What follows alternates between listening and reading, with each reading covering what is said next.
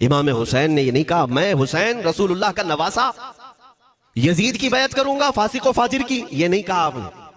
तवज्जो चाहता हूं, आपने ये नहीं फरमाया, बल्कि ये फरमाया मुझ जैसा उस जैसे की बैत कैसे कर सकता है। ये कयामत तक आने वालों के लिए मैसेज है, हुसैन जैसा कभी भी यजीद जैसे की बैत नहीं कर सकता, और ना ही वैसों की ताकत को वो मान सकता है।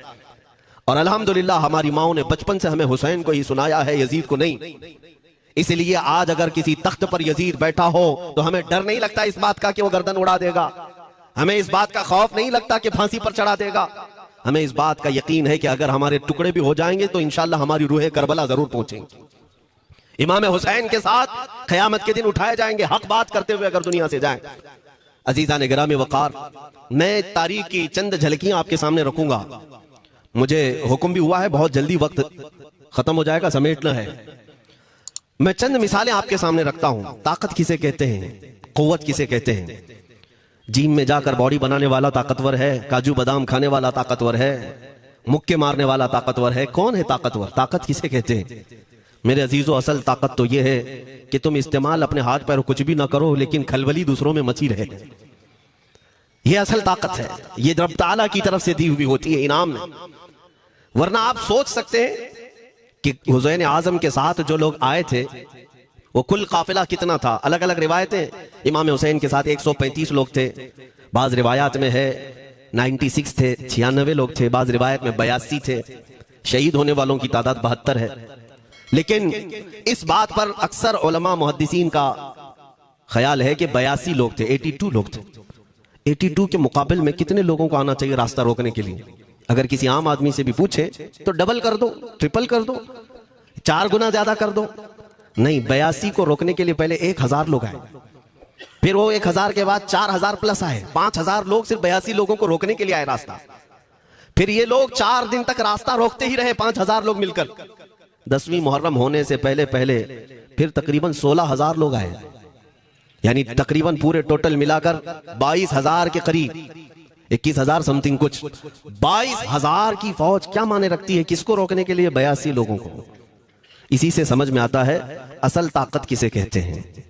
ताकत इसी को कहते हैं कि उधर 3 दिन के भूखे और प्यासे हैं, उनके खीमों में साजो सामान भी नहीं, जंग के असबाब भी नहीं, और वो जंग की नीयत से भी नहीं गए। उसके बावजूद 22000 के सीनों में जो खलबली मची है, दुनिया इसी को समझ नहीं पा रही है। अगर दुनिया ये समझती है क्वांटिटी का नाम ताकत है तो हम उसको रद्द करते नहीं, क्वालिटी का नाम ताकत है। ईमान ये असल ताकत है। और एक तारीखी बात मैं आपके सामने रखता हूं। इमाम हुसैन का रास्ता रोकने के लिए सबसे पहले यजीद की फौज से जो शख्स आया था उसको हुर बिन यजीद कहते हैं। हुर बिन यजीद अर्रियाई 1000 का लश्कर लेकर के इमाम हुसैन का रास्ता रोकने आए। 2 दिन तक इधर उधर घुमाते रहा, और जब जब नमाजें होती रही इमाम हुसैन मुसल्ला इमामत पर हैं और ये यजीदी इक्तिदा भी कर रहे हैं। हर जमात इमाम हुसैन के पीछे हो रही है। लेकिन मैं आपको बताता हूं, 10वीं मुहर्रम से पहले इमाम हुसैन ने खुतबा दिया और यजीदियों से कहा, क्या तुम मेरी हैसियत को नहीं जानते? मैं फातिमा जहरा का बेटा हूं, हैदर कर्रार का नूर नजर हूं, रसूलुल्लाह का नवासा हूं। मेरी निस्बतें क्या तुम्हें नहीं मालूम? तुम मेरे खून से अपने हाथों को न रंगो। मैं तुम्हारे पास ऑप्शन रखता हूं, मैं इस रास्ते से अपने वापस मदीने की तरफ जाता हूं, या किसी साहिल की तरफ, या दिमश्क जाऊंगा। जंग करना नहीं चाहता तुमसे। ये 3 ऑप्शन जब इमाम हुसैन ने रखा तो यजीदियों ने एक को भी कबूल नहीं किया। वो जंग करना ही चाहते थे, इमाम हुसैन के खून के साथ खेलना ही चाहते थे। लेकिन जो हुर बिन यजीद है, तवज्जो चाहता हूं, जो खुद इमाम हुसैन का रास्ता रोकने के लिए आया, उसके दिल में यह बात आई और उसने आकर के 10वीं मुहर्रम को यजीदियों से कहा, मियां मान लो हुसैन की बात, 3 में से कोई एक बात मान लो, हम जंग नहीं करना चाहते, वो रसूलुल्लाह के बेटे ही तो हैं। तो सारे जो सिपह सालार बड़े बड़े थे, अमर बिन साद, शिमर वगैरह, हुर बिन यजीद से कहने लगे, तुझे कौन कहता है फैसला करने के लिए? तू सिपाही है, 1000 की नफरी तेरे साथ दी गई है, बस अगर तुझे हमारे साथ रहना है तो मैदान में जमा रहे, वरना चला जा, तू सुलह की बातें मत कर। हुर बिन यजीद उसी दिन 10वीं मुहर्रम को उन यजीदियों से कहता, अच्छा अगर तुम मेरे इस बात को नहीं मानते तो तुम्हारी सिपह सालारी तुम्हें मुबारक, मैं हुसैन के खीमे में जा रहा हूं। जो यजीद की तरफ से आया था वो किधर चला गया? मौला हुसैन के खीमे में। कब? सिर्फ 10वीं मुहर्रम, एक रिवायत में 9वीं मुहर्रम को, 1 दिन पहले इमाम हुसैन के खीमे में आया, दस्तबोसी की, माफी मांगी और इमाम हुसैन ने कहा अब तुम जा सकते हो अपने घर। हुर बिन यजीद ने कहा मैं उस वक्त तक अब आपका साथ नहीं छोड़ूंगा जब तक मेरे जिस्म में आखिरी सांस बाकी रहेगी, मैं आपके साथ रहूंगा। अब इमाम हुसैन की वफादारी में आने वाला कौन था? इसलिए मैं आपको एक चीज दे जाता हूं मेरे अजीजों, अल्लाह अज़्ज़ वजल की कुदरत के फैसले हैं, वो जब चाहता है कहीं से भी किसी को हिदायत अता फरमाता है। वो बातिल कुव्वतों के मौजूद पलने वाला बच्चा भी कभी रब तबारक व तआला हिदायत देता है, उसे आलिम बनाता है, और कभी काबे की छांव में पलने वाले को मौला अबू जहल भी बनाता है, गुमराह कर देता है। हुर बिन यजीद मौला हुसैन के पास आ गए। जो बात मुझे कहनी है उसके लिए मुझे इतना वाकया बयान करना पड़ा है। मैं असल पॉइंट की तरफ आता हूं, क्यों मैं ये बयान कर रहा हूं। जब 10वीं मुहर्रम को जंग शुरू हुई, अम्र बिन साद ने तीर चलाया, तो जानते हैं खीमा हुसैन की तरफ से सबसे पहले मैदान में उतरने वाला यही हुर बिन यजीद ही, यही उतरे अपने घोड़े पर सवार होकर उन्हीं यजीदियों से लड़ने के लिए जिनकी फौज में ये आए थे, उनके मुकाबले में लड़ने के लिए गए। और जब लड़ने की इब्तिदा हुई, सुबह से दोपहर के करीब तक वो लड़ते रहे, जवाल तक। अब जो बात कहना है तवज्जो से सुनो। हुर बिन यजीद ने सुबह से लड़ाई की, बहुतों ने वहां पर मैदान जंग में मुकाबला आराइयां की हैं, लेकिन हुर बिन यजीद की जो लड़ाई है वो तारीख में लिखी हुई आज भी। उन्होंने यजीदियों के साथ जो जंग किया, कई घंटे जंग करने के बाद जानते हैं तन्हा हुर बिन यजीद ने 120 यजीदियों को कत्ल किया। 120 की तादाद, एक घोड़सवार एक ही है, 120 को मार गिराया। उसके बाद जामे शहादत नोश किया। मैं तारीख पढ़ रहा था, वहीं पर हमने किताब को रोक दी। बहुत सारे लोग करबला के वाकयात में इमाम हुसैन के खानदान के बच्चों के शहादत तो बयान करते हैं, उनके जिस्म कट गए, उनके ऊपर घोड़े दौड़ाए गए, लेकिन तुम ये नहीं जानते कि हुसैनी शहजादों ने बातिल कुव्वतों के कैसे चक्के छुड़ाए थे। एक एक जवान ने मुकाबिल में आने वालों को उनकी औकात कैसे याद दिलाई थी। अब सुनो, हुर बिन यजीद 120 को मार गिरा सकते हैं, वो भी एक दिन पहले खीमा हुसैन में आने वाला, एक दिन पहले खीमा हुसैन में आने वाला। बात समझ में आ रही है? अभी जो एक दिन पहले खीमा हुसैन में आ जाए उसकी ताकत का हाल ये है, जो पैदाइशी हुसैनी हो उसकी ताकत का हाल क्या हो। मेरे अजीजों, ताकत किसे कहते हैं ये समझो। यह और बात है कि लोगों को अपनी ही औकात मालूम नहीं, अपनी हैसियत मालूम नहीं है। होता क्या है मैं आपको बताऊं। अल्लामा अब्दुल मुस्तफा आजमी साहब ने एक बड़ी प्यारी बात लिखी है। वो गुजरात के हालात बहुत अच्छी तरह से जानते थे। आपने एक बहुत अच्छी बात लिखी जो हमारे तमाम चीजों से, या आज के जमाने में ये चीज मैच होती है। एक ताजिर तिजारत करने के लिए निकला, उसके पास कुछ कीमती हीरे थे, और वो हीरों की तिजारत करता था, और एक चोर उसके पीछे पड़ गया। और वो चोर रोजाना वो चोरी करने के चक्कर में रहता था कि जब रात को ये ताजिर सोए तो मैं ये हीरे निकाल लूंगा। लेकिन 2-3 दिन जब वो ताजिर सोता था, वो पूरे हीरे चेक करता था, कहीं नहीं मिलते थे। थक गया चोर। 3 दिन के बाद उस ताजिर को उसने पूछा, चोर ने कहा कि तुम हीरे रखते कहां हो, दिन भर तो तुम्हारे पास होते, रात में कहां जाते। तो उस ताजिर ने कहा, अकल का अगर तू इस्तेमाल करता तो तुझे बात समझ में आती। रोजाना मैं तेरे ही जुब्बे में रात को ये हीरे रखकर खुद सो जाता था। वो अपना नहीं तलाश करता, इसका तलाश करता, बिला तशबीह हो बिला तमसील। मेरे अजीजों, तुम्हारे पास जो ताकत है तुम्हें उसका अंदाजा नहीं। तुम जो मोहब्बत मुस्तफ़ा सल्लल्लाहु अलैहि वसल्लम की शमा अपने सीने में रखते हो, मौला करीम का वादा है तुम्हारे साथ, काना हक्कन अलैना नस्रुल मोमिनीन। रब ताला फरमाता हमने अपने ऊपर लाजिम कर लिया है कि ईमान वालों की मदद करें, और हमने मदद देखी है, रब ताला की मदद देखी है। आज के इन हालात में मुझे बताओ, भौंकने वाले भौंक ही रहे हैं, बाकी तुम्हारा क्या बिगाड़ लिया, क्या तुम्हारा खराब किया। बस ये है कि तुम अपने अंदर खलबली मत मचाओ और ज्यादा खौफ और हिरास में मत जियो। अल्हम्दुलिल्लाह मुसलमान हैं, मोमिन हैं, किसी चोर कौम से तुम्हारा रिश्ता नहीं है। तुम दुनिया की उस अजीम कौम हो जो सिर्फ और सिर्फ अपने रब ताला के हुजूर झुकती है, और अपने रब तबारक व ताला के हुजूर ऐसे झुकती है। मैं चैलेंज के साथ कहता हूं, पूरी दुनिया में कोई कम्युनिटी, कोई कौम ऐसी नहीं है जो अपने खुदा को देखने के बाद ही झुकती है। जिसकी भी जाओ, उनके खुदाओं की तस्वीर वहां पर सामने होती तभी झुकते हैं। वो चाहे ईसाई हो, यहूदी हो, कोई भी हो, उन्होंने कोई ना कोई या मूर्ति बनाई है या तस्वीर बनाई है, तब वो झुकते हैं। तन्हा तुम ईमान वाले हो जो आज तक अपने खुदा को देखा नहीं लेकिन हर दिन सजदा करते हो। तुम्हारा ये ईमान है। और कुरान में शुरू में ही अल्लाह ताला ने जो तारीफ फरमाई सूरह बकरा में, युमिनून बिल गैब, अल्लाह फरमाता है ये वो लोग हैं जो गैब पर ईमान रखते हैं, देखा नहीं। और दुनिया में करोड़ों मस्जिदें होंगी, किसी मस्जिद में अल्लाह की तस्वीर है? किसी मस्जिद में? और या तुम्हें सलातो सलाम पढ़ने के लिए मेरे आका की तस्वीर देखने की जरूरत है? यही तो तुम्हारा ईमान है मेरे अजीजों।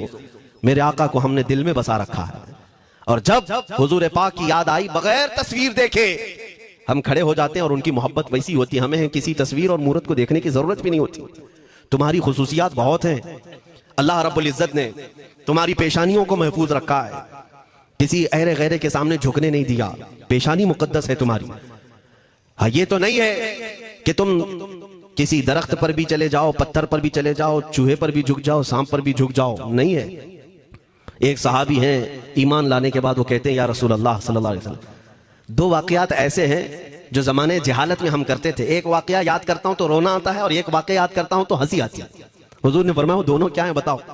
उन्होंने कहा पहला वाकया तो ये है जिसको याद करके रोता हूं कि जवानी में जब हमारे घर बेटी पैदा होती थी तो हम उसका गर्दन मरोड़ कर दफन कर देते थे। आज मुझे ये बात याद आती है तो रोना आता है कि हमने ऐसे कई बच्चियों को दफन कर दिया। अरब वाले दामाद बनाना नहीं चाहते थे और बेटियों को पहले ही मार देते थे। ये वो सहाबी कहते हैं अब याद आती है बात तो रोना आता है। मेरे आका सल्लल्लाहु अलैहि वसल्लम ने फरमाया फिर हंसी किस बात पर आती है? कहते हैं जमाने जहालत में हमारे खुदा जो होते जिनकी हम इबादत करते थे, तो जब सफर में जाना होता था तो आटा गूंद करके खुदा बना लेते थे, क्योंकि सफर में जाना है और हर जगह उनको साथ में रखना था खुदा को। वो साहब ही कहते हैं सफर के खुदा और होते थे, हवा का अलग, पानी का अलग, मिट्टी का अलग, सब लेकर के चलते थे। फिर हुजूर ने फरमाया हंसी किस बात पर आती है? वो कहते हैं बीच रास्ते में अगर खाना खत्म हुआ तो कभी खुदा का हाथ तोड़ के खाते थे, कभी पैर तोड़ के खाते थे। अरे मेरे अजीजों 1400 साल बाद आज जब आप हंस रहे हैं, उस सहाबी को तो इस बात पर हंसी आती होगी।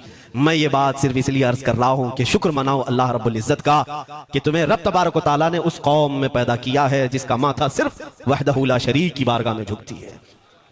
तुम ईमान वाले हो। और मैंने आयत यही तिलावत की खुतबे में, वला तहीनु वला तहज़नु व अंतुमुल अअलौना इन कुंतुम मुमिनीन। घबराओ मत, परेशान मत हो, तुम सबसे ज्यादा सरबुलंद रहोगे अगर तुम ईमान वाले हो। ये कुरान की आयत है। ईमान किसे कहते हैं? ईमान किसे कहते हैं? यानी अल्लाह ने फरमाया अगर तुम ईमान वाले हो तो सबसे ज्यादा कामयाब हो। अब हम पूछते हैं रसूल पाक से ईमान किसे कहते हैं? मेरे आका की जुबान से सुनो, ला युमिनु अहदुकुम हत्ता अकूना अहब्बा इलैहि मिन वालिदिही व वलदिही वन नासि अजमईन। हजरत अनस से रिवायत है, हुजूर पाक सल्लल्लाहु अलैहि वसल्लम फरमाते हैं तुम में से उस वक्त तक कोई कामिल ईमान वाला नहीं हो सकता जब तक अपने वालिदैन, अपने बच्चे, अपने और सारे इंसानों से ज्यादा मैं उसके नजदीक महबूब ना बन जाऊं। हुजूर से कामिल मोहब्बत जब तक ना करोगे तब तक ईमान भी कामिल नहीं है। खुलासा कलाम यही है कि मोहम्मद से वफा तूने तो हम तेरे हैं, ये जहां चीज है क्या लौह कलम तेरे हैं। बस इसी बात पर आपको आना है। इकबाल भी ये कहता है मैं जर्मनी गया, यूरोप का सफर किया, वहां की तरक्कियों को देखा और वो लोग बहुत आगे बढ़ रहे थे। मैं इसीलिए सफर किया कि मैं वहां तहकीक करके आऊं, देखूं, अपनी कौम को आकर के मैं बताऊं मुसलमानों को कि किस फील्ड में तुम जाओगे तो कामयाब होंगे। साइंस में, फिजिक्स में, ज्योग्राफी में, केमिस्ट्री में, मैथ्स में, कौन सी फील्ड में तुम जाओगे तो ज्यादा माहिर होगे। कई साल इकबाल ने वहां की खाक छानी, तहकीकात किया और वापस जब आया अपनी कौम की तरफ, अल्लामा इकबाल कहते हैं मैं सारी दुनिया वहां की यूरोप की छान करके आया, यही देखने गया था कि मेरी कौम किस मैदान में उतरे तो कामयाब होगी। तो लोगों ने पूछा क्या वो तुम्हें राज मिल गया? वो कहते हैं हाँ मुझे राज मिल गया। लोगों ने पूछा किस मैदान में उतरे? तो इकबाल कहता है मैं तो राज को पहुंचा, अपनी कौम को बताता हूं तुम्हारी तरक्की का राज सिर्फ इतना ही है कि मोहम्मद से वफा तूने, कि मोहम्मद से वफा तूने तो हम तेरे हैं। ये जहां चीज है क्या लौह कलम तेरे हैं। सारी कामयाबी का असल राज मेरे आका से बेइंतहा मोहब्बत है। मैं दीनी शख्सियात की बात अपनी जगह पर, जो जिसको आप दुनियावी उलूम कहते हैं, लाओ मैथ्स का कोई बहुत बड़ा माहिर रियाजीदान या कोई साइंटिस्ट आपको ऐसा लगता हो, लाओ मेरे आला हजरत इमाम अहमद रजा फाजिल बरेलवी के सामने।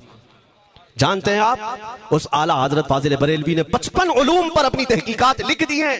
बाकी जानते कितने थे वो अल्लाह ही बेहतर जाने। एक बात मैं आपको बता रहा हूं, मैथ्स में, मैथमेटिक्स में उनके पास ऐसी ऐसी इजादात थी। एक किताब आला हजरत ने लिखी है ज्योमेट्री पर। आज के बच्चे जो कॉलेज पढ़ते हैं वो जानते होंगे।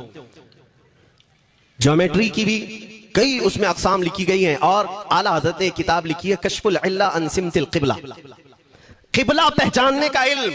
तुम तो आज वो कंपास लेकर के पहचानते हो ना, अब तो मोबाइल में आ गया, मोबाइल को घुमाओ, इधर दिखा रहा उधर, उधर दिखा रहा उधर क़िबला। मेरे अजीजों, इस्लाम मशीनों से नहीं चलता है। इसका सेल चला गया तो क्या तुम्हारा इस्लाम चला जाएगा? इसकी बैटरी चली गई तो क्या तुम्हारा दीन चला जाएगा? नहीं, इस्लाम मुकम्मल कवायद और ज़वाबित के साथ है। सारी मशीनें खत्म भी हो जाए, इस्लाम ने तुम्हें कायदे बनाकर दिखाए हैं, प्रैक्टिकल। ये क़िबला पहचानने का इल्म होता है।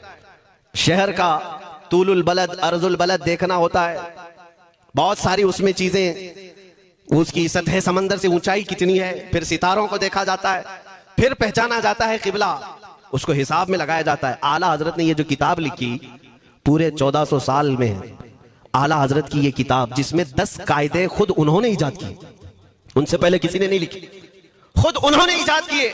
और उसके बाद आला हजरत ने चैलेंज के साथ कहा कि मैंने, फकीर ने ये 10 कायदे इजाद किए हैं, इस पर कोई अमल करके क़िबला पहचानना चाहे तो उस पर अमल करके खड़ा हो जाए। अगर हिजाबात हटा दिए जाएं तो काबा उसकी नाक के सामने होगा। आला हज़रत ने लिखा है काबा ऐन उसकी नाक के सामने होगा। परफेक्ट कायदे उन्होंने लिखे। ये कायदे कहां से आए? हिसाब, मैथमेटिक्स। जो अलीगढ़ के प्रोफेसर अपने फंसे हुए मसाइल हल करने के लिए आला हज़रत के पास आए, वाकयात आपने सुने होंगे। अब मैं आपसे कहता हूं, बहुत बड़े प्रोफेसर साहब अलीगढ़ के, वो लंदन या ऑक्सफोर्ड जा रहे थे या जर्मनी जा रहे थे कुछ मैथ्स के फंडे हल करने के लिए। आला हज़रत के खलीफा ने उन्हें मशवरा दिया कि चले मौलाना अहमद रजा साहब बरेली में रहते हैं, उनसे बात कर लेंगे। पहले तो उन्होंने मजाक उड़ाया, मौलवी लोगों का काम है, प्रोफेसर जिसमें फंसा हुआ है। उन्होंने कहा लंदन और जर्मनी जाने में जितना खर्चा आता है उससे कम ही बरेली को लगता है, एक बार ट्राई कर लीजिए। वो आए आला हज़रत के यहाँ, वो मौलाना सैयद सुलेमान साहब के कहने पर जब आला हज़रत के पास आए, असर का वक्त था, अजान हो चुकी थी, आप मस्जिद की तरफ जा रहे थे। वो प्रोफेसर साहब से मुलाकात हुई। आला हज़रत ने पूछा कैसे आना हुआ? उन्होंने कहा एक बहुत पेचीदा मसले में फंस गया हूं, मैथ्स का, रियाजी का, हिसाब का हल नहीं होता, इसके लिए मैं बाहर का सफर कर रहा था। आपके शागिर्द मौलाना सुलेमान साहब ने कहा कि आपसे मिलने। आला हज़रत ने कहा दिखाएं क्या मसला है? उन्होंने कहा इतने शॉर्ट टाइम में ये हल नहीं होगा, नमाज के लिए आप जा रहे हैं। आला हज़रत ने फरमाया फिर भी दिखाओ। आला हज़रत को उन्होंने वैसे ही खड़े दिखाया। देखते ही आला हज़रत ने उंगलियां रखी और कहा इसका यहां से, इसका यहां से, फलां का यहां से, इस तरह आप लगा करके देख ले, मैं असर की नमाज से फारिग होकर आता। वो प्रोफेसर साहब कहते हैं उन्होंने चुटकियों में यूं हल किया, मैं जब बैठ करके उस मसले को लगाया तो तुरंत 2 मिनट में वो मसला हल हो गया। अब जिसके लिए मैं ये वाकया अर्ज कर रहा हूं सुनो। वो हैरत में आंखें फटी फटी रह गई उस प्रोफेसर साहब की। उधर नमाज होने के बाद आए आला हज़रत, तो वो अश करने लगे। कहा मौलाना साहब मैं पहली मर्तबा देख रहा हूं कि मदरसे का कोई मौलवी मैथ्स के इतने टफ फंडे को हल कर लेता हो। मौलाना ये तो बताएं, ये रियाजी और ये मैथ्स के मसले आपने किससे सीखे? कौन है आपको?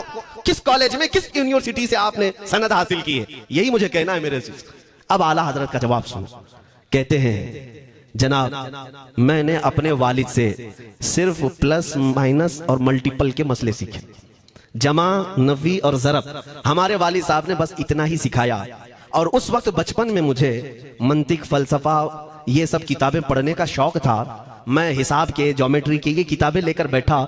मेरे वालिद आए, देखा, पूछा अहमद रजा क्या पढ़ रहे हो? मैंने दिखाया ये मंतिक है, फलसफा है या हिसाब की किताबें हैं। मेरे वालिद ने वो किताबें अपने हाथ में ले ली और कहा जा रसूलुल्लाह की हदीसें पढ़, सदक़े में सारे इल्म दे दिए जाएंगे। आला हज़रत फरमाते हैं उसके बाद मैंने अपनी जिंदगी मेरे मुस्तफा के कदमों में लगा दी। ये जो आप देख रहे हैं ये मेरे मुस्तफा के कदमों से छन कर मुझे मिला है। बस बात समझ जाओ, ताकत